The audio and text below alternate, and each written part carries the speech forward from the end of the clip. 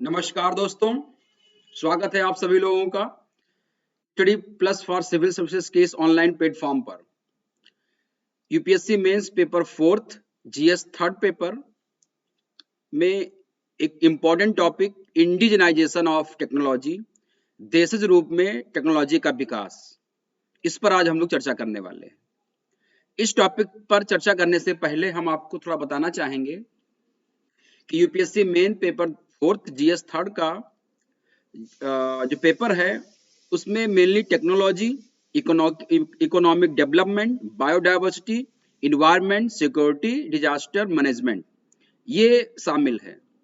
उसमें जो सबसे इम्पोर्टेंट टॉपिक एक आता है टेक्नोलॉजी का, इसमें एवरीडे लाइफ टेक्नोलॉजी और अचीवमेंट्स ऑफ इंडियंस। भारत में जो वैज्ञानिक हुए हैं जिन्होंने टेक्नोलॉजी के क्षेत्र में कुछ अचीव किया है विश्व स्तर पर, उनके बारे में पूछता है। और उसके बाद इंडिजनाइजेशन ऑफ टेक्नोलॉजी, यानी कि देशज रूप में भारत टेक्नोलॉजी पर किस तरह से विकास कर रहा है और नई टेक्नोलॉजी को भारत कैसे डेवलप कर रहा है।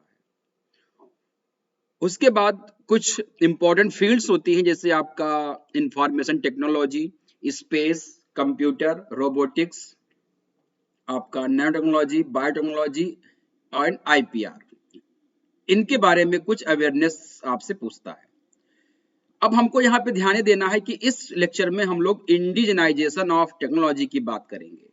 तो पहले हम बात करते हैं कि भारत में इंडिजनाइजेशन ऑफ टेक्नोलॉजी है वो किन किन क्षेत्रों में है, भारत कर रहा है और उसके क्या परिणाम होने हैं। तो यूपीएससी के पॉइंट को अगर हम हटा देते हैं, हम एक सामान्य तरीके से अगर जानना चाहेंगे तो भारत फूड प्रोसेसिंग में, खाद्य प्रसंस्करण में, ऑटोमोबाइल कंपोनेंट्स, एविएशन उड्डयन में, biotechnology, chemicals, construction, defence manufacturing, electrical machinery, electronic system, IT and BPM, leather, media entertainment, railways, renewable energy, road and highways, space, textile and garments, thermal power, tourism and hospitality and wellness. इन सब देश क्षेत्रों में भारत जो है वो अपना देशज रूप से प्रौद्योगिकी का विकास कर रहा है मेक इन इंडिया के तहत। और हमारा जो भारत निर्माण को लेकर के है कि भारत में जो स्वदेशी को लेकर के है, आत्मनिर्भर भारत को लेकर के है, उस पर हम इंडियन टेक्नोलॉजी पर विकास कर रहे हैं।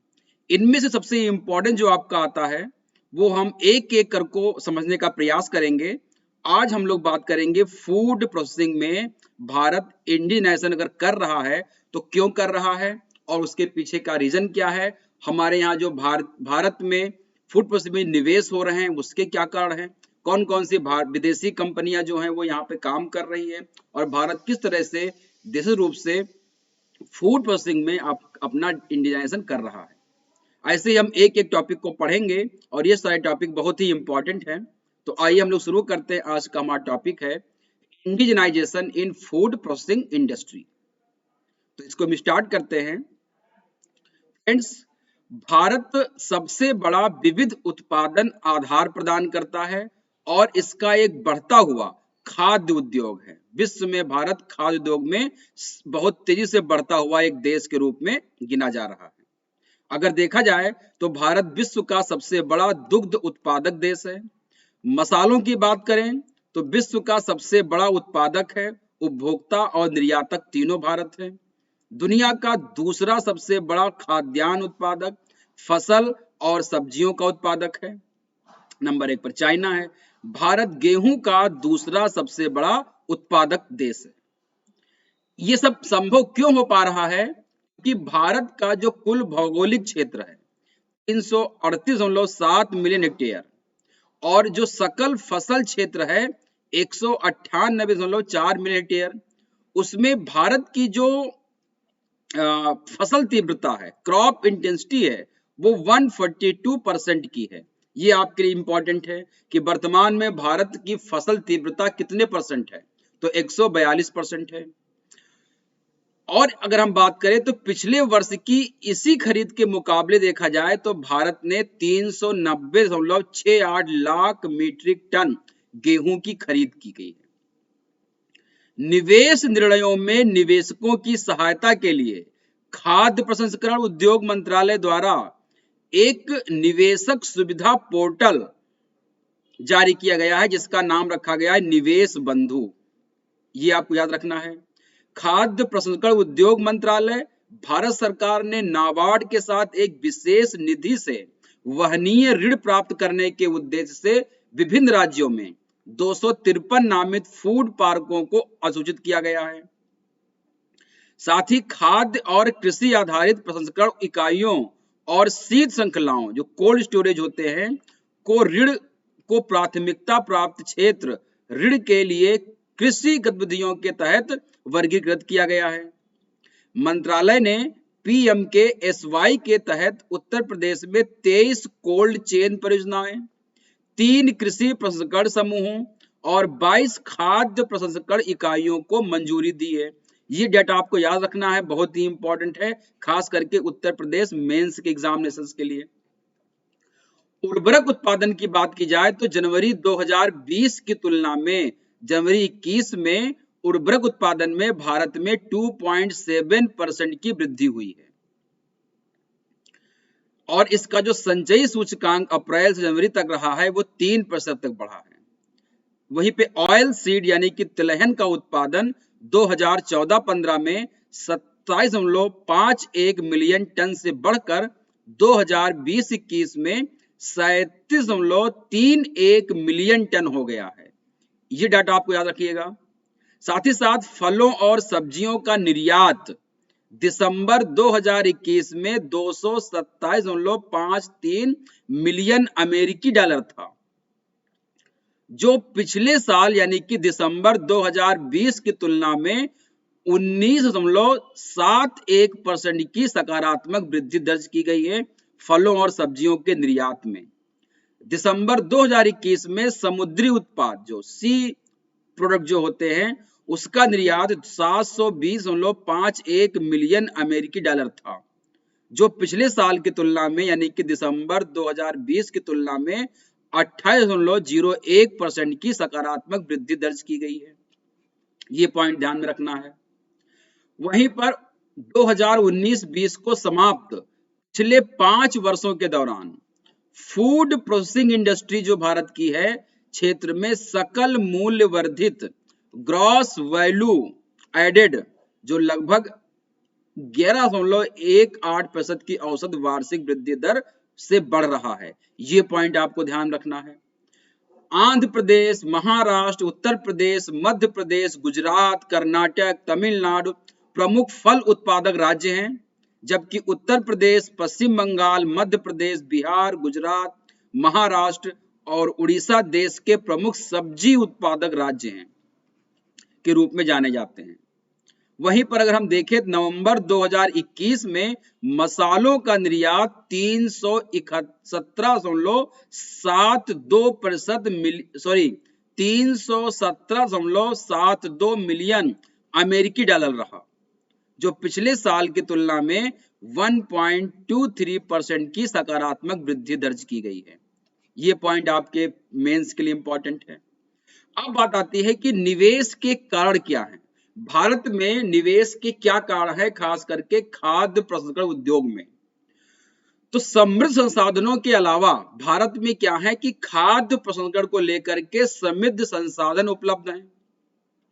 वहीं पर भारत में विश्व स्तर पर छठा सबसे बड़ा खाद्य और किराना बाजार है, यानी कि दुनिया में भारत 6वें स्थान पे है जहां पर सबसे बड़ा फूड का और किराने का व्यापार है या बाजार कह सकते हैं, बाजार है। साथ ही साथ देश आधुनिक तकनीक के अनुसार संसाधित और पैक किए गए पारंपरिक और स्वच्छ भोजन का एक आदर्श मिश्रण प्रदान कर सकता है। हमारे यहाँ जो मेहमानों में जो मेहमान नवाजी होती है, भोजन को परोसने का तरीका, उसको पैक करने का तरीका, स्वच्छ भोजन को तरीके का देने का तरीका, ये सारे एक आदर्श मिश्रण प्रदान कर सकते हैं और विश्व स्तर पर हम अपने फूड प्रोसेसिंग टेक्नोलॉजी को बहुत आगे ले जा सकते हैं। भारत में खाद्य प्रसंस्करण उद्योग स्वदेशी है। भारत में खाद्य उद्योग क्या है आपका, इंडिजिनस है, क्योंकि किण्वन जैसी सरल घरेलू तकनीकों के परिणाम स्वरूप दुनिया भर में भारतीय अचार, पापड़, चटनी और मुरब्बा की स्वीकृति हुई है। तो दुनिया भर में भारत में घरों घरों में बनाए जाने वाले जो भारतीय अचार हैं, पापड़ हैं, चटनी है, मुरब्बा है, इनको पूरे देश दुनिया के लोग इसकी मांग कर रहे हैं। तो भारत का जो खाद्य संस्करण उद्योग है वो स्वदेशी है, अपने आप में है। फर्मेंटेशन की तकनीकी हम लोग प्राचीन काल से ही जानते हैं। 2014-15 के भूमि उपयोग के आंकड़े के अनुसार सकल फसल क्षेत्र 198.4 मिलियन हेक्टेयर है और जो शुद्ध बुआई net sown area 140.1 million hectare है, जबकि देश का कुल भौगोलिक क्षेत्र 328.7 मिलियन हेक्टेयर है। ये डेटा आपको याद रखना है। इस तरह के भौगोलिक लाभ से लाभान्वित होकर भारत, क्योंकि इतना एरिया भौगोलिक क्षेत्र होने के कारण भारत दूध में, केले में, आम में, अमरूद में, पपीता में, अदरक में, भिंडी में, दाल में, गेहूं में, चाय में और गन्ने का सबसे बड़ा उत्पादक है। ये आपको याद रखना है। मिल्क में, बनाना में, मैंगो में, गुआवा में, पपाया में, जिंजर में, ओकरा में, पल्स में, टी में और आपका शुगर केन में। इनमें क्या है आपका ध्यान रखिएगा कि भारत जो है वो सबसे बड़ा उत्पादक देश है। ये आपको ध्यान में रखना है। वर्ल्ड फूड इंडिया नवंबर 2017 में ऑर्गेनाइज किया गया था। एक मेगा फूड इवेंट हुआ था। इसमें 61 देशों के 75,000 से अधिक आगंतुकों, जो मेहमान को एक साथ ये लेकर के आया था, जिसके परिणाम स्वरूप 3 दिनों की अवधि में 8,000 B2B बैठक हुई थी, बिजनेस टू बिजनेस मीटिंग हुई थी। इसने भारत को पसंदीदा निवेश गंतव्य के रूप में प्रदर्शित करने में मदद की थी। यानी कि भारत में खाद्य प्रसंस्करण के उद्योग में निवेश करने के लिए जो एक B2B मीटिंग हुई थी 2017 में, उसमें भारत को दुनिया के देशों ने समझा कि भारत में खाद्य प्रसंस्करण उद्योग में निवेश करना एक अच्छी समझ का काम है। घरेलू और विदेशी निवेशकों द्वारा हस्तांतरित लगभग 14 मिलियन अमेरिकी डॉलर के समझौता ज्ञापन किए गए थे एट अ टाइम। अब घरेलू जो निवेशक है और विदेशी निवेशक हैं, दोनों ने मिलकर के लगभग 14 मिलियन अमेरिकी डॉलर के समझौता ज्ञापन के साथ हस्ताक्षर किए थे उसी समय। वहीं पर निवेश बंधु खाद्य प्रसंस्करण क्षेत्र के लिए प्रदान की गई केंद्र और राज्य सरकार की नीतियों और प्रोत्साहनों को एक साथ लाता है। ये निवेश बंधु हैं। पूछ सकता है कि निवेश बंधु काम क्या करता है? तो खाद्य प्रसंस्करण के क्षेत्र में जो केंद्र और राज्य सरकार की नीतियां और उनके प्रोत्साहन को एक साथ लाने का काम करता है। साथ ही साथ ये किसानों, प्रसंस्करणकर्ताओं, व्यापारियों और लॉजिस्टिक ऑपरेटरों सहित उद्योग के सभी हितधारकों के लिए वन स्टॉप प्लेटफॉर्म का काम करता है। इस पे आपको लिखने को आ सकता है या पूछ सकता है कि निवेश बंधु क्या काम करता है। एक निवेशक को रणनीतिक निर्णय लेने में और मदद करने के लिए पोर्टल में एक खाद्य मानचित्र भी शामिल है, जो निवेशकों को विभिन्न परियोजना स्थानों को खोजने में मदद कर सकता है। यानी कि इस पोर्टल में क्या है, एक खाद्य मानचित्र दिया गया है, जिसमें जो निवेशक है, जो इन्वेस्टर हैं, वो कौन कौन सी परियोजनाएं हैं जहां पर वो इन्वेस्ट कर सकते हैं, उसको उनको खोजने में ये मदद भी करेगा। तो निवेश बंधु नाम ही रखा गया कि ये हेल्प करेगा। भारत की अर्थव्यवस्था में कृषि एक महत्वपूर्ण भूमिका निभाती है। प्राचीन काल से देश में जो कुल कार्यबल है, यानी कि जो वर्किंग कैपेसिटी है, उसका 54.6% कृषि और संबद्ध क्षेत्र की गतिविधियों में लगा हुआ है। 2011 की जनगणना के अनुसार ये आंकड़े हैं कि 54.6% कार्यबल जो है वो कृषि क्षेत्र में लगा हुआ है। और वर्ष 2019-20 जो वर्तमान की कीमतों पर देश के लिए सकल मूल्य वर्धित का 16.5% हिस्सा जो है वो कृषि क्षेत्र का है। कानूनी माप विज्ञान नियम 2011 में एक नया प्रावधान पेश किया गया। इसमें पहले से पैक की गई वस्तुओं पर इकाई बिक्री मूल्य को इंगित करता है, जिससे खरीद के समय वस्तुओं की कीमतों की तुलना करना आसान हो जाएगा। एक तो ये काम किया गया है, यानी कि पैक की गई वस्तुओं पर इकाई बिक्री मूल्य को इंगित किया जाएगा। वहीं पर देखा जाए कि भारत में जो मछली का उत्पादन है वो 130 लाख टन और निर्यात जो किया गया है मछलियों का 46,000 करोड़ रुपए का मछली का निर्यात किया गया है। भारत सरकार का लक्ष्य 2025 तक 22 मिलियन टन मछली उत्पादन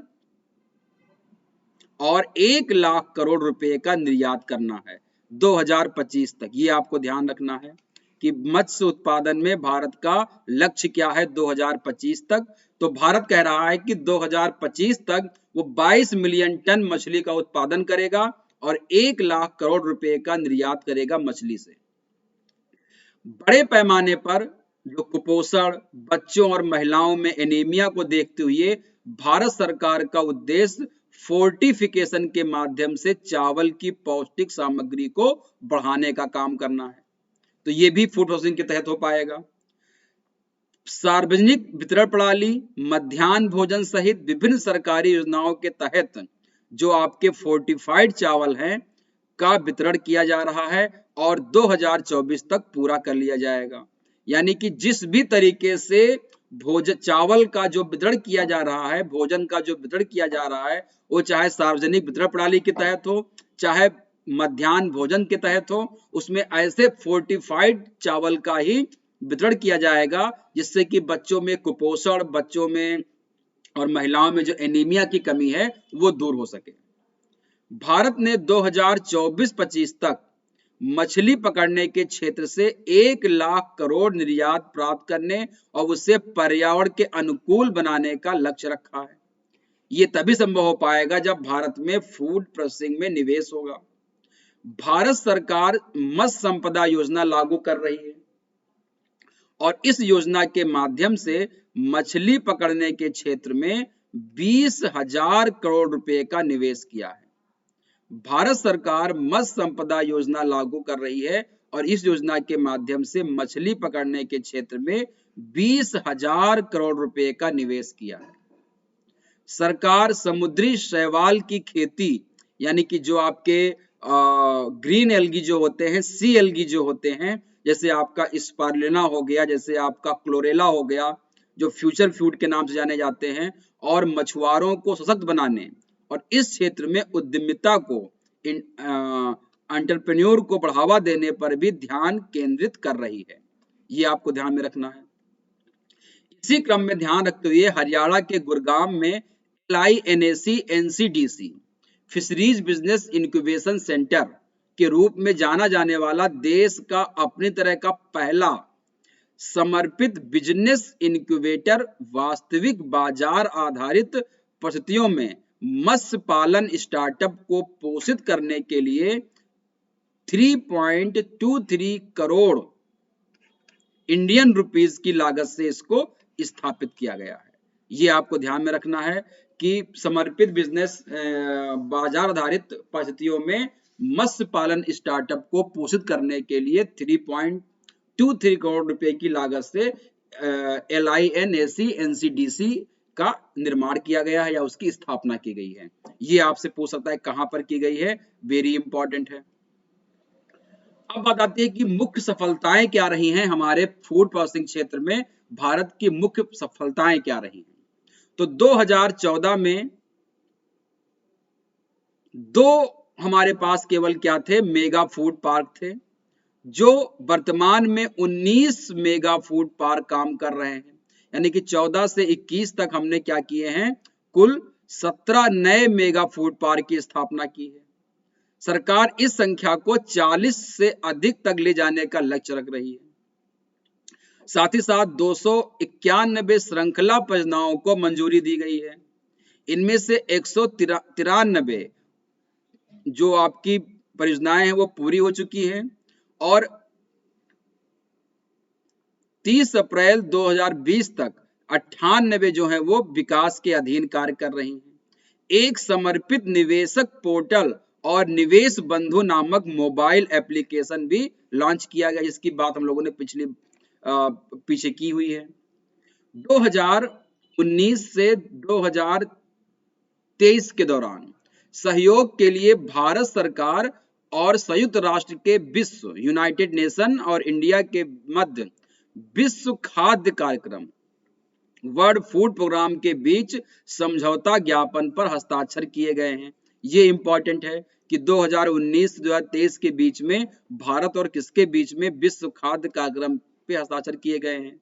साथ ही साथ राष्ट्रीय सूचना विज्ञान केंद्र NIC के साथ नीति आयोग ने 72 केंद्रीय मंत्रालयों विभागों के डेटा गवर्नेंस क्वालिटी इंडेक्स के तुलनात्मक अध्ययन को समझा है और इस सर्वेक्षण में खाद्य प्रसंस्करण मंत्रालय अन्य मंत्रालयों में पहले स्थान पर रहा है।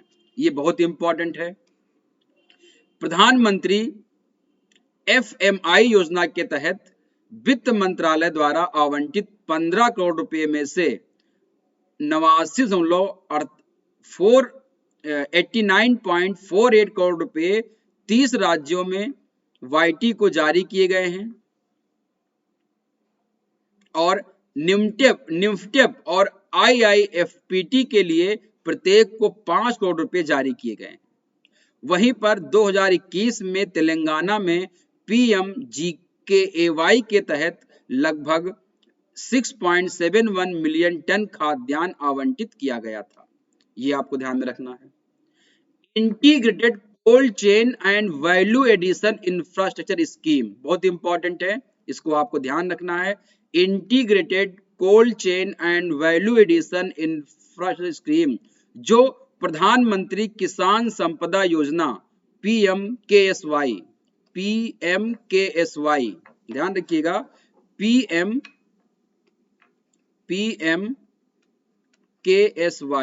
प्रधानमंत्री किसान संपदा योजना का एक घटक है के पास अब तक विभिन्न राज्यों केंद्र शासित प्रदेशों के लिए इस योजना के तहत स्वीकृत 353 परियोजनाएं हैं। वित्त मंत्रालय के तहत वित्तीय सेवा विभाग किसान क्रेडिट कार्ड के माध्यम से 2.5 करोड़ किसानों को 2 लाख करोड़ रुपए का रियायती ऋण प्रदान किया जाएगा या कर रहा है। 5 राज्यों और केंद्र शासित राज्यों अर्थात अंडमान निकोबार द्वीप समूह, छत्तीसगढ़, जम्मू कश्मीर, मेघालय, तेलंगाना से प्राप्त ODOP प्रस्ताव अनुमोदन के लिए विचाराधीन है। नई शिक्षा नीति जो लागू की गई है कृषि क्षेत्र को अधिक समृद्ध और रोजगारमुखी बनाने में सहायक होगी। ये इस पे आपको आंसर लिखना आ सकता है कि नई शिक्षा नीति किस प्रकार कृषि क्षेत्र को अधिक समृद्ध और रोजगारोन्मुखी बनाने में सहायक हो सकती है, इसको आपको ध्यान में देना है। साथ ही साथ कृषि में राष्ट्रीय ई-गवर्नेंस योजना NEGPA डिजिटल कृषि के मिशन की ओर शुरू की गई है। इस योजना का उद्देश्य सूचना एवं संचार प्रौद्योगिकी के उपयोग के माध्यम से भारतीय कृषि क्षेत्र में तेजी से विकास करना है। यानी एक तरफ आपका एग्रीकल्चर, एक तरफ आपका इंफॉर्मेशन टेक्नोलॉजी, उसको दोनों को जोड़ करके हमको क्या करना है, इंडियन एग्रीकल्चरल क्षेत्र को क्या करना है, हमको डेवलप करने का काम करना है। तो इसके लिए एग्रीकल्चर में national e governance agricultural programme जो है वो डिजिटल कृषि की हम बात करेंगे, डिजिटल कृषि के मिशन की शुरुआत की गई है। तो ये दोनों मिल करके कृषि क्षेत्र में विकास करेंगे। MOFPI ने 37 मेगा फूड पार्क को मंजूरी दी है और देश में 2 MFP के लिए सैद्धांतिक मंजूरी दी है। खाद्य प्रसंस्करण उद्योग मंत्रालय ने नेफेड के साथ मिलकर प्रधानमंत्री फूड FMI योजना के बेकरी उत्पादन श्रेणी में पहला ODOP दिल्ली बेक्स लॉन्च किया है। ये ध्यान, दिल्ली बेक्स कब लॉन्च किया गया है तो ये आपको ध्यान में रखना है। भारत ने 2020-21 में 29,849 करोड़ रुपए जो लगभग 4,019 मिलियन US डॉलर मूल्य के 4.63 मिलियन टन बासमती चावल का निर्यात किया है। यानी कि बासमती चावल का भारत निर्यात किया है। और भारत के बासमती चावल के जो प्रमुख स्थल हैं, जो आयातक हैं, उनमें नंबर 1 पे सऊदी अरब है, नंबर 2 पे ईरान है, नंबर 3 पे इराक है, नंबर 4 पे यमन है, नंबर 6 पे संयुक्त अरब अमीरात है और यूरोपियन संघ के देश शामिल है। ये ध्यान रखिएगा। हनी मिशन के रूप में मीठी क्रांति की शुरुआत की गई है। तो पूछ सकता है कि मीठी क्रांति क्या है? तो शहद मिशन या हनी मिशन को हम लोग क्या कहते हैं? मीठी क्रांति के नाम जानते हैं। केंद्र सरकार ने हनी मिशन पर 500 करोड़ रुपए खर्च किए हैं। 10,000 नए किसान उत्पादक संगठन बनाने की भारत सरकार की योजना के तहत शहद उत्पादक किसानों के एफपीओ में भी बनाए जा रहे हैं। शहद की सही जांच के लिए देश में कई जगहों पर लैब स्थापित किए गए हैं और प्रसंस्करण सुविधाओं को भी बढ़ावा दिया जा रहा है। वहीं पर भारत दुग्ध और दूध उत्पादों का विश्व का सबसे बड़ा उत्पादक और उपभोक्ता है, दोनों है। दूध और दूध से बने उत्पादों का भारत क्या है? सबसे बड़ा उत्पादक भी है, प्रोड्यूसर भी है और कंज्यूमर भी है, दोनों है। देश में दूध उत्पादन 2014-15 में 146.3 मिलियन टन से बढ़ करके 19-20 में 198.4 मिलियन टन हो गया है। यानी कि वार्षिक वृद्धि दर जो है वो 6.28% रही है। ये आपको याद रखना है। साथ ही साथ दूध की प्रति व्यक्ति उपलब्धता 2013-14 में 307 ग्राम थी, जो 2019-20 में बढ़ करके 406 ग्राम हो गई है। यानी कि 32.2% की वृद्धि हुई है। यानी कि 2013-14 में एक व्यक्ति को दूध मिलता था 307 ग्राम, वही 2019 में बढ़ करके 406 ग्राम दूध हर व्यक्ति को के हिस्से में आता है। यानी कि प्रति व्यक्ति दूध उपलब्धता 32.2% की वृद्धि हुई है। ग्रामीण गरीबों के सतत विकास के लिए आय सृजन के लक्ष्य को प्राप्त करने के लिए पशुपालन और डेयरी विभाग और फूड प्रोसेसिंग उद्योग मंत्रालय के बीच समझौता ज्ञापन पर हस्ताक्षर किए गए हैं। यानी कि ग्रामीण गरीबों के जो आपके रूरल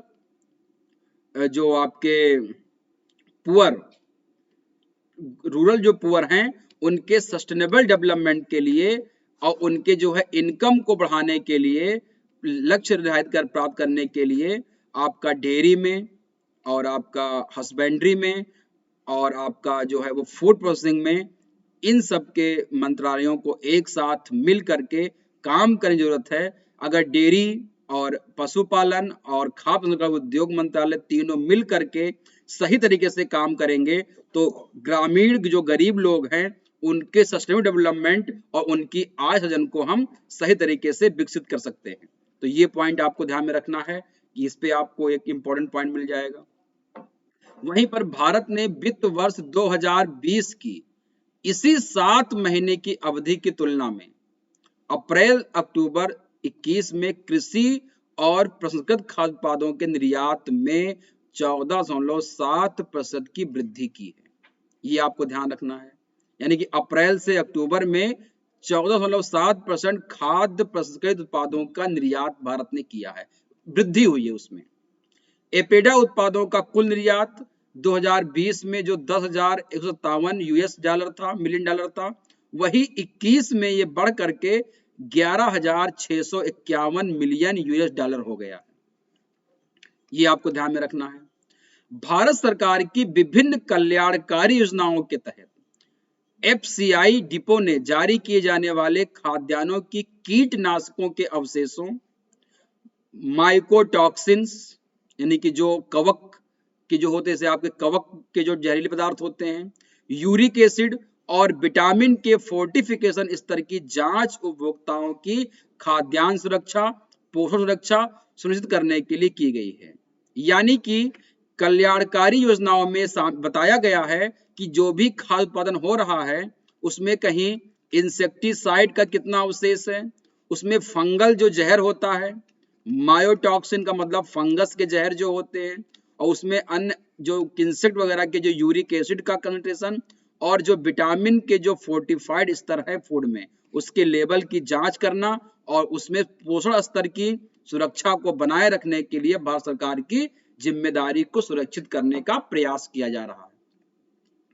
वहीं पर फार्म गेट पर वेयर हाउसिंग की सुविधा प्राप्त करने के उद्देश्य से अन्य शुल्कों में कमी के साथ साथ अन्य पारंपरिक गोदामों के लिए 5,000 रुपए से 30,000 रुपए की तुलना में एफपीओ, पीएसीएस, एचएसएचजी के लिए पंजीकरण शुल्क में काफी कमी आई है। यानी कि जो फार्म के गेट पर जो वेयर हाउसिंग की सुविधा प्रदान करने के उद्देश्य से अन्य शुल्कों में कमी के साथ साथ पंजीकरण शुल्क में काफी कमी की गई है। पिछले 3 वर्षों के दौरान 57 खेत फसलों की 1300 से अधिक किस्मों के लगभग 3,49,861 क्विंटल प्रजनक बीज का उत्पादन किया गया है। यानी कि जो आपके ब्रीडर सीड होते हैं, जो ब्रीड सीड होते हैं, उनका उत्पादन किया गया है। आईसीएआर बीज परियोजना राष्ट्रीय कृषि अनुसंधान प्रणाली के तहत 63 सहकारी केंद्रों पर चल रही है। यानी कि भारत के 63 ऐसे सहकारी केंद्र हैं जहां पर प्रजनक बीजों का निर्माण किया जा रहा है, उत्पादन किया जा रहा है, जो देश में नई जारी किस्मों की गुणवत्तापूर्ण बीज उत्पादन में योगदान दे रहे हैं। तो नई नई वैरायटी को उत्पादन करने में भारत जो है वो काम कर रहा है। 14 से 21 की बात करें तो लगभग 75 खेत और चारा फसलों की, खेत मतलब क्रॉप, 75 क्रॉप और चारा फसलों की 1656 किस्में विकसित की गई हैं, जिसमें अनाज की 797 किस्में नई बनाई गई हैं, तिलहन की 252 नई किस्में विकसित की गई हैं, दलहन की 250 नई किस्में विकसित की गई हैं, रेशम वाली जो फसलें हैं उनकी 189 फसलें विकसित की गई हैं, चारा फसलों की 104 किस्में विकसित की गई हैं, चारा फसलों की 54 किस्में जो हैं वो और रूप से विकसित की गई हैं, गन्ना की 54 हो गई और अन्य जो है वो 10 फसलों की विकसित की गई हैं। तो ये आपको ध्यान रखना है कि लगभग 1656 नई किस्में विकसित की गई हैं। देश में जो मसाला उत्पादन है वो 2020-21 में 107 लाख टन हो गया है, जो 2014-15 में सिर्फ 67 लाख था। तो ये आपको ध्यान रखना, मसाला उत्पादन में तीव्र वृद्धि देखी गई है। केएमएस 2020-21 के दौरान 19 दिसंबर 21 तक 396.77 LMT धान की खरीद की गई है, मिलियन टन, जिसमें 38.4 लाख किसानों को 77,766.76 करोड़ रुपए के मिनिमम सपोर्ट प्राइस मूल्य के साथ लाभ प्राप्त हुआ है।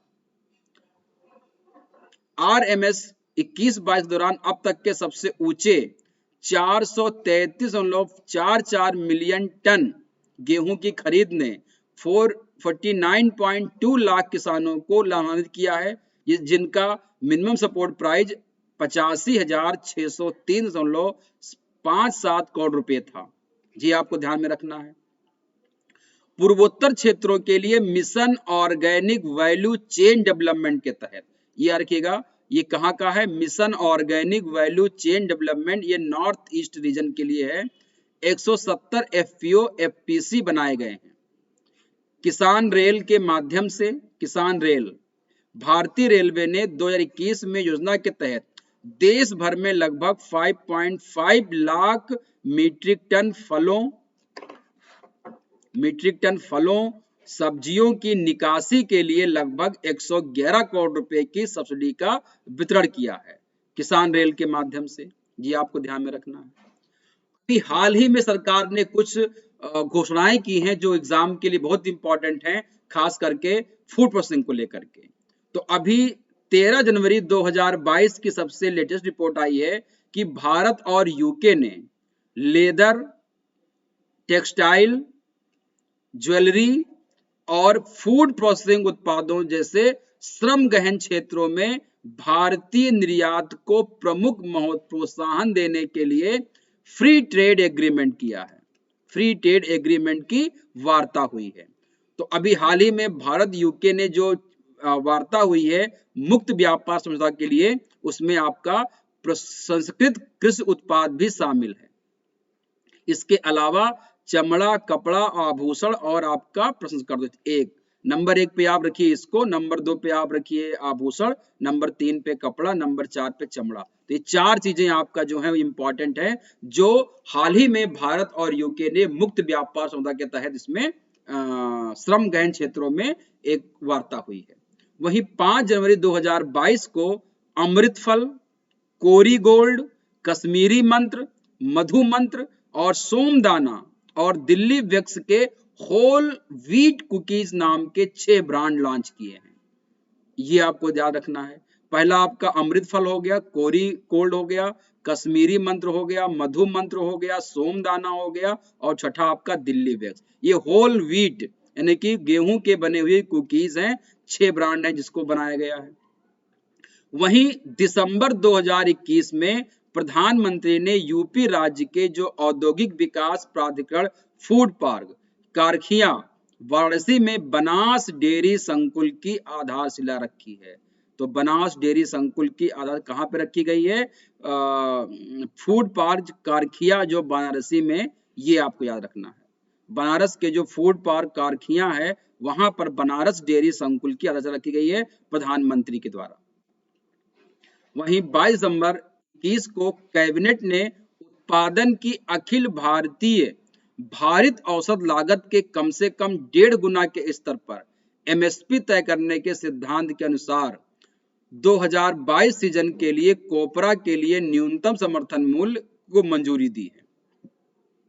तो सबसे बड़ी बात इसमें क्या है कि उत्पादन की अखिल भारतीय भारित औसत लागत के कम से कम, ये इंपॉर्टेंट पॉइंट है, भारित औसत लागत के कम से कम 1.5 गुना स्तर पर एमएसपी लागू की जाएगी। ये बहुत इंपॉर्टेंट है कि एमएसपी लागू करने का जो है वो स्तर क्या है, तो भारित औसत लागत के कम से कम 1.5 गुना के स्तर पर एमएसपी तय की जाएगी, ये ध्यान रखिएगा। और वहीं एक सबसे इंपॉर्टेंट चीज जो है, 21 दिसंबर 2021 को कृषि मंत्री ने फसल सुरक्षा के लिए कीटनाशक अनुप्रयोग में ड्रोन के उपयोग को, चित्र में आपको दिख रहा होगा, ड्रोन के उपयोग से कीटनाशकों की छिड़काव करना और मिट्टी और फसल पोषक तत्वों के छिड़काव के लिए एक जो है वो मानक संचालन प्रक्रिया एसओपी जारी की गई है।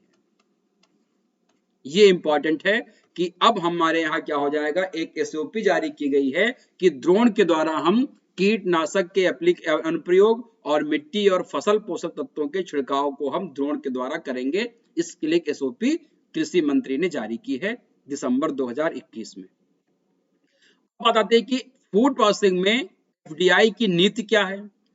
तो भारत में खाद्य और प्रसंस्करण उद्योग में स्वचालित मार्ग के तहत 100% एफडीआई की अनुमति है। 100% एफडीआई की अनुमति है।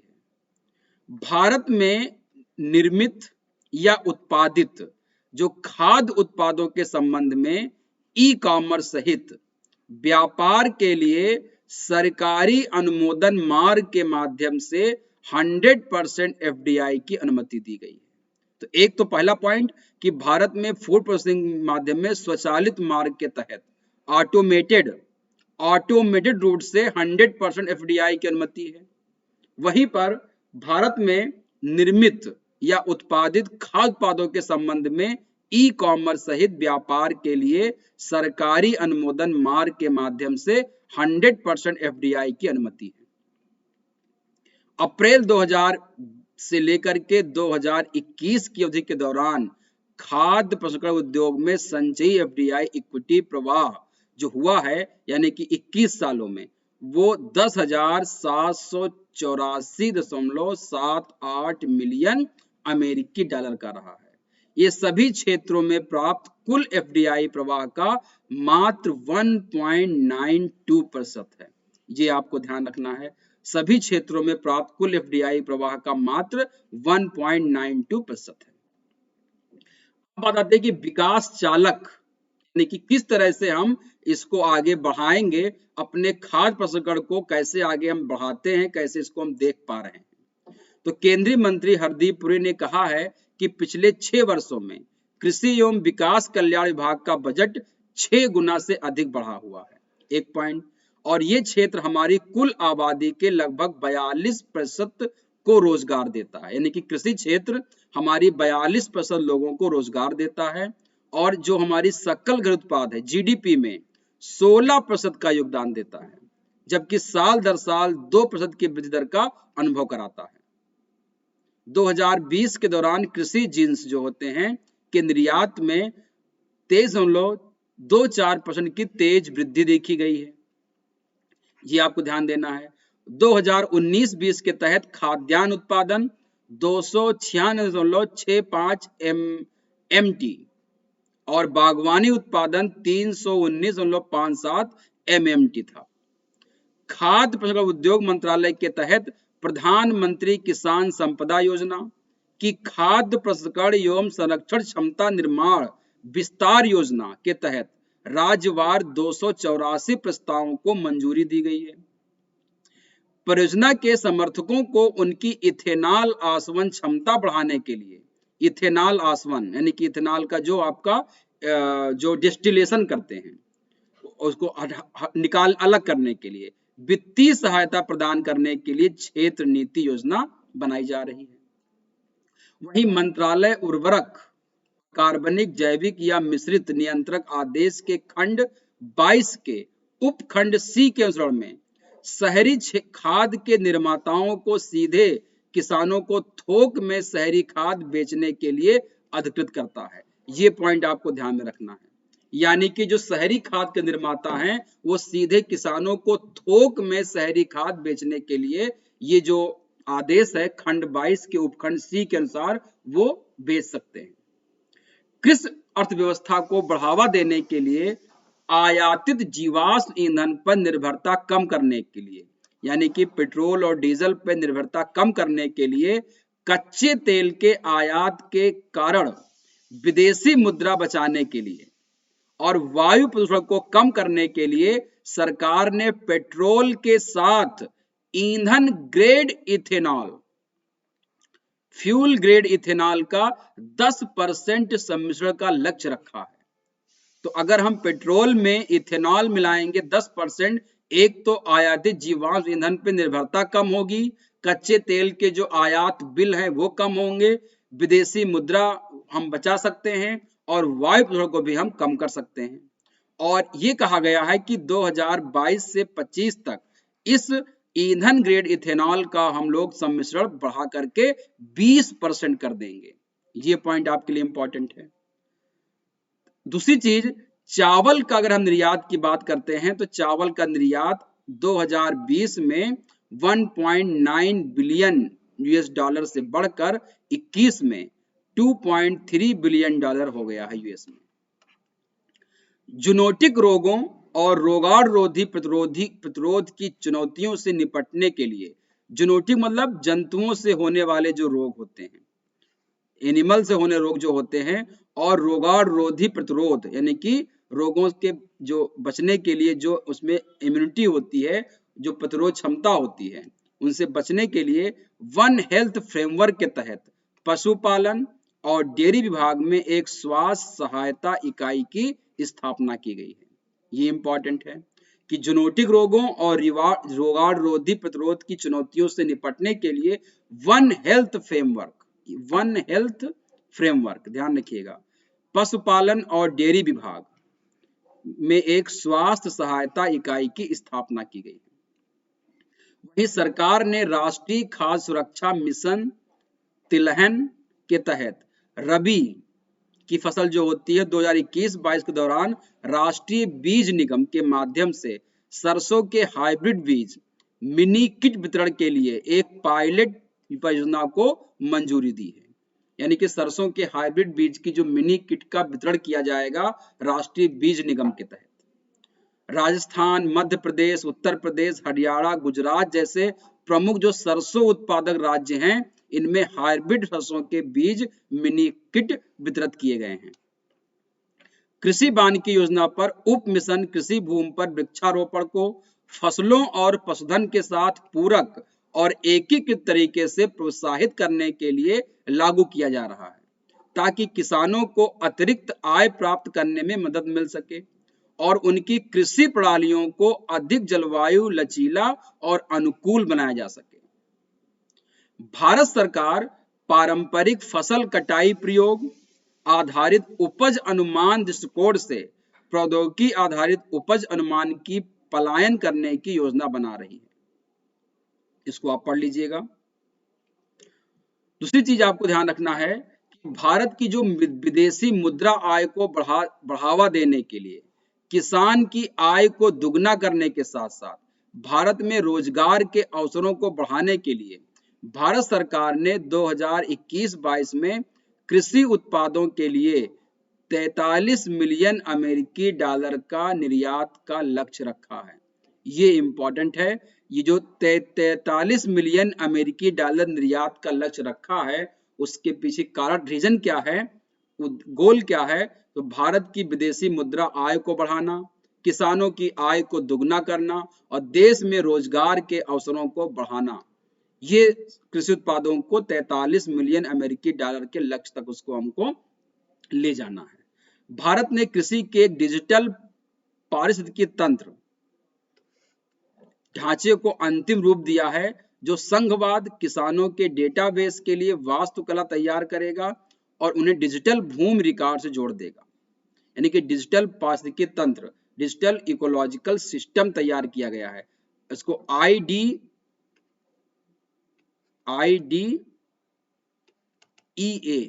आइडिया कहा गया है।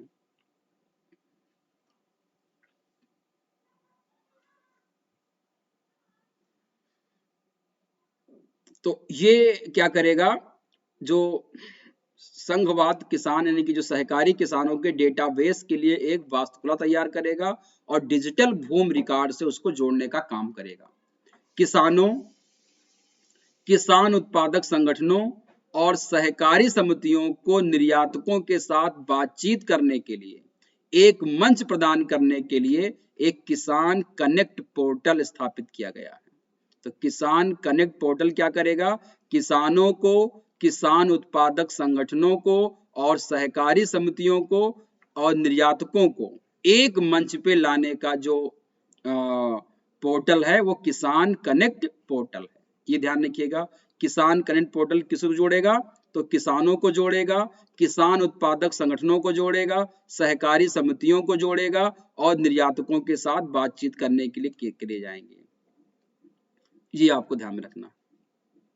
अगली चीज, कृषि उत्पादन बढ़ाने और कृषि उत्पादकता में नुकसान को कम करने के लिए देश में वर्तमान में 103 ICAR अनुसंधान संस्थान काम कर रहे हैं, 63 राज्य कृषि विश्वविद्यालय काम कर रहे हैं, 3 केंद्रीय कृषि विश्वविद्यालय काम कर रहे हैं, 11 कृषि प्रौद्योगिकी अनुप्रयोग अनुसंधान संस्थान काम कर रहे हैं और 727 कृषि विज्ञान केंद्रों के माध्यम से विभिन्न अनुसंधान गतिविधियों को लागू किया गया है। वर्ष 2021-22 के दौरान भारत ने कृषि अनुसंधान कार्य करने के लिए 8,513.63 करोड़ की राशि आवंटित की है। कृषि अनुसंधान में कार्य करने के लिए वर्तमान में 8,513.63 करोड़ जो है वो की राशि आवंटित की गई। कृषि गतिविधियों के कार्बन फुटप्रिंट को कम करने के लिए, यानी कृषि गतिविधियों से जो कार्बन डाइऑक्साइड निकलता है उसको कम करने के लिए भारत सरकार सस्टेनेबल एग्रीकल्चर के लिए राष्ट्रीय मिशन को लागू कर रहा है। ये आपको ध्यान में रखना है। NMSM में मृदा स्वास्थ्य कार्ड, परंपरागत कृषि विकास योजना, पूर्वोत्तर क्षेत्र के लिए जैविक मूल्य श्रृंखला विकास मिशन और बारानी क्षेत्र विकास, राष्ट्रीय बांस मिशन, उप मिशन जैसे कार्यक्रम संबंधी हस्तक्षेप इसमें शामिल होंगे और ये सब मिल करके क्या करेंगे? कार्बन फुटप्रिंटिंग को कम करने का प्रयास करेंगे कृषि क्षेत्र में। कृषि वानिकी और प्रधानमंत्री कृषि सिंचाई योजना पर यह काम किया जाएगा। ये आपको ध्यान में रखना है। यूपी राज्य औद्योगिक विकास प्राधिकरण फूड पार्क करखिया वाराणसी में स्थापित बनास डेयरी संकुल 30 एकड़ भूमि में फैला हुआ है। डेयरी लगभग 475 करोड़ रुपए की लागत से बनाई जाएगी और इसमें प्रतिदिन 5 लाख लीटर दूध के प्रसंस्करण की सुविधा रखी गई है। 5 लाख लीटर दूध प्रतिदिन यहाँ पर प्रोसेस किया जाएगा। गवर्नमेंट ऑफ इंडिया का लक्ष्य भारत को खाद्य तेल में आत्मनिर्भर बनाने के लिए 28 लाख हेक्टेयर भूमि को खेती के तहत लाना है। यानी कि कुल खेती का 28 लाख हेक्टेयर भूमि पर हम लोग क्या करेंगे, खाद्य तेल का उत्पादन करेंगे फसल का, जिससे कि हम खाद्य तेल में आत्मनिर्भर हो सकें। केंद्र ने व्यवहार्यता अंतर भुगतान के लिए 9 राज्य सरकारों के साथ समझौता ज्ञापन पे हस्ताक्षर किया है। मिशन के नए प्रावधानों को शामिल करते हुए 11 राज्यों की संशोधित वार्षिक कार्य योजनाओं को अंतिम रूप दिया है। ऑयल पाम पर राष्ट्रीय कार्यशाला का आयोजन किया गया है। वहीं तेलंगाना ने ताड़ के तेल की खेती के लिए 26 जिलों को असूचित किया है। ध्यान रखिएगा, 26 जिलों को असूचित किया है और राज्य में 11 तेल प्रसंस्करणकर्ता काम कर रहे हैं और 2022-23 तक 5 लाख हेक्टेयर में ताड़ के पौधरोपण का लक्ष्य रखा गया है। वहीं पर कॉफी बोर्ड ने कोरापुट जिले में, उड़ीसा का कोरापुट जिला है, वहां पर आदिवासियों द्वारा कॉफी और काली मिर्च की खेती को बढ़ावा देने के लिए उड़ीसा सरकार ने एक कार्यक्रम की शुरुआत की है। ये ध्यान रखिए, किस जिले में की है, कोरापुट में की है और किसके साथ, आदिवासियों के द्वारा। किस चीज के लिए, कॉफी और काली मिर्च के लिए की है। इस 4 वर्षीय कार्यक्रम को उड़ीसा सरकार की वित्तीय सहायता, कॉफी बोर्ड से तकनीक सहायता के साथ, तो इसमें ध्यान रखिएगा जो आपकी वित्त सहायता है वो कौन करेगा, सरकार करेगी उड़ीसा की, और तकनीकी सहायता कौन देगा, तो कॉफी बोर्ड दे रही है। डिजाइन किया गया है, ये आपको ध्यान रखना है। भारत सरकार ने उत्तर पूर्व में नए रबर बागानों के विकास का समर्थन करने और ऑटोमोटिव टायर मैन्युफैक्चरर्स एसोसिएशन के प्रतिनिधित्व वाली प्रमुख टायर कंपनियों से 1100 करोड़ रुपए के योगदान के साथ रबर के संसाधित रूपों की गुणवत्ता में सुधार के लिए परियोजना को मंजूरी दी है। क्योंकि उत्तर पूर्व में हम रबर बागानों को विकास कर सकते हैं और उससे ऑटोमोटिव जो टायर मैन्युफैक्चरर हैं एसोसिएशन, उनके रिप्रेजेंटेटिव के साथ हमने बातचीत की है और टायर कंपनियों से 1100 करोड़ रुपए के योगदान के साथ रबर के संसाधित रूपों की गुणवत्ता में सुधार करने के लिए परियोजनाओं को हम लोगों ने मंजूरी दी है। और उत्तर पूर्व में 2 लाख हेक्टेयर पर रबर के बागान विकसित करने की योजना है। 5 वर्षों में नॉर्थ ईस्ट में 2 लाख हेक्टेयर रबर के बागान विकसित करने की योजना बनाई गई है। वहीं खाद्य प्रसंस्करण उद्योग मंत्रालय ने पीएमएफएमई योजना के ब्रांडिंग और विपणन के घटक के तहत चयनित ओडीओपी के 10 ब्रांड विकसित करने के लिए नफेड के साथ एक समझौता हस्ताक्षर किया है। जैसा मैंने बताया था आपको, अमृत फल, कोरी गोल्ड, कश्मीरी मंत्र, मधु मंत्र, सोमदाना और दिल्ली बेक्स के होल व्हीट कुकीज के नाम से 6 ब्रांड लॉन्च कर दिए गए हैं। एपिडा ने वाराणसी कृषि निर्यात हब के अंतर्गत आने वाले उत्तर प्रदेश के संभावित जिलों की पहचान की है। भारत सरकार का लक्ष्य पूर्वांचल क्षेत्र को कृषि निर्यात गतिविधियों का एक नया गंतव्य बनाना, जिसमें बनारस, मिर्जापुर, आजमगढ़, प्रयागराज, गोरखपुर, बस्ती, गाजीपुर, जौनपुर, चंदौली और संत कबीर नगर जिले शामिल हैं। राष्ट्रीय खाद्य प्रौद्योगिकी उद्यमिता और प्रबंधन संस्थान NIFTM की अधिनियम 2021 को संसद द्वारा 2021 में NIFTM और कैबिनेट ने 2021 से 26 के लिए प्रधानमंत्री कृषि सिंचाई योजना के कार्यान्वयन को मंजूरी दी है। ये आपको पॉइंट याद रखना है। अब क्षेत्र नीति क्या है, फूड प्रोसेसिंग की जो हमारी क्षेत्र उसकी नीति, उसकी पॉलिसी क्या है। तो राष्ट्रीय विनिर्माण नीति में खाद्य प्रसंस्करण को विशेष फोकस क्षेत्र में के रूप में एक तो मान्यता दी गई है। Mission organic value chain development in north east region, जो मैंने बात की थी, किसानों को PKVY के तहत 31,000 रुपीज पर हेक्टेयर पर 3 वर्ष और मोब CDNR के तहत 32,500 रुपीज पर हेक्टेयर पर 3 वर्ष की सब्सिडी जैविक उर्वरकों सहित विभिन्न जैविक इनपुट के लिए प्रदान की जाती है। ये आपको याद रखना है, यानी कि अगर वो जैविक उर्वरकों का उपयोग करते हैं या विभिन्न जैविक इनपुट लगाते हैं तो उनको जो है वो अलग अलग मिशन के तहत उनको 31,000 और 32,500 रुपए जो है वो पर हेक्टेयर 3 वर्ष के लिए जो क्या किए जाते हैं उनको सब्सिडी दी जाती है। वहीं राष्ट्रीय खाद्य सुरक्षा मिशन के तहत जैव उर्वरक, राइजोबियम और PSB को बढ़ावा देने के लिए 50% लागत की दर से 300 रुपये प्रति हेक्टेयर तक वित्तीय सहायता प्रदान की जाती है। सरकार ने राष्ट्रीय कृषि और ग्रामीण विकास बैंक यानी कि नाबार्ड में लगभग 265 मिलियन अमेरिकी डॉलर के फूड प्रोसेसिंग फंड नामक, याद रखिएगा, फूड प्रोसेसिंग फंड नामक एक विशेष कोष की स्थापना की है, जो नामित फूड पार्कों और नामित फूड पार्कों में व्यक्तिगत खाद्य प्रसंस्करण इकाइयों को वहनीय ऋण देने के लिए किया गया है। सरकार ने कृषि उत्पादों के निर्यात के लिए माल ढुलाई के नुकसान को कम करने के लिए माल ढुलाई के अंतरराष्ट्रीय घटक के सहायता प्रदान करने के लिए केंद्रीय क्षेत्र की योजना, निर्दिष्ट कृषि उत्पादों के लिए परिवहन और विपणन सहायता की शुरुआत की है। ये आपको ध्यान में रखना। खाद्य प्रसंस्करण उद्योग मंत्रालय जो है आपका प्रधानमंत्री किसान संपदा योजना की छत्र योजना के तहत भारत में खाद्य संस्करण कंपनियों की वित्तीय सहायता प्रदान करता है। PMKSY के तहत निम्नलिखित योजनाएं काम करती हैं। एक तो mega food park, integrated cold chain and value addition infrastructure, दूसरा फूड प्रोसेसिंग संरक्षण क्षमता का सृजन विस्तार, कृषि प्रसंस्करण समूहों के लिए आधारभूत संरचना, बैकवर्ड और फॉरवर्ड लिंकेज का निर्माण, खाद्य सुरक्षा और गुणवत्ता आश्वासन अवसंरचना, मानव संसाधन और संस्थान और ऑपरेशन ग्रीन।